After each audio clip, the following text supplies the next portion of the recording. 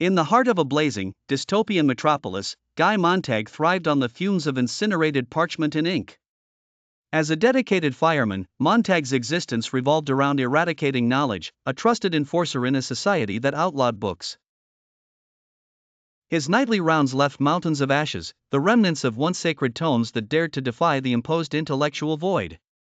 But beneath his uniform and stoic exterior, Montag harbored an inner spark of discontent that he could neither extinguish nor understand. His life took a pivotal turn when he encountered Clarisse McClellan, a young woman whose eyes mirrored the freedom of unchained thoughts.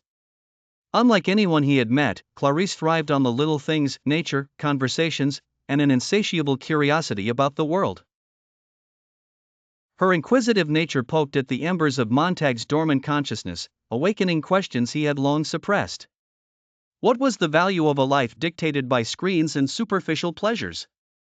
Where was the humanity in a society that feared its own history? As Montag's interactions with Clarisse deepened, so did his unease, pushing him towards the very tomes he once consigned to flames. Montag soon discovered the power of the written word, each page a gateway to forbidden realms of thought and emotion. The books spoke truths he had never fathomed, revealing facets of life that screens and propaganda could never replicate. In clandestine corners, beyond the prying eyes of mechanical hounds and government enforcers, Montag began to read. The more he learned, the more he questioned, and the more dangerous his existence became. His wife, Mildred, representing the drone-like compliance of the masses, grew distant, her life consumed by interactive parlors and sleeping pills.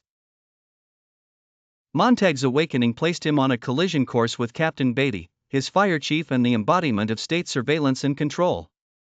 Beatty, who once indulged in literary pursuits himself, recognized the glimmer of rebellion in Montag's eyes. The battle between them was not merely physical but ideological, a struggle between the oppressive darkness of censorship and the liberating light of knowledge. When the eventual confrontation erupted, Montag was forced to flee, his home and safety consumed by the fires of retribution. In the wilderness, Montag found refuge among a collective of intellectual exiles, people who dedicated their lives to preserving the essence of literature through memory. Here, he realized that knowledge could be more than just words on paper, it could live within individuals, passed down through generations like a hidden flame. Montag's journey from a compliant fireman to a beacon of resistance illuminated the enduring power of literature in individual thought. In a world bent on conformity and control, his rebellion offered a sliver of hope. That even in the darkest times, the human spirit could ignite a renaissance of freedom and critical thinking.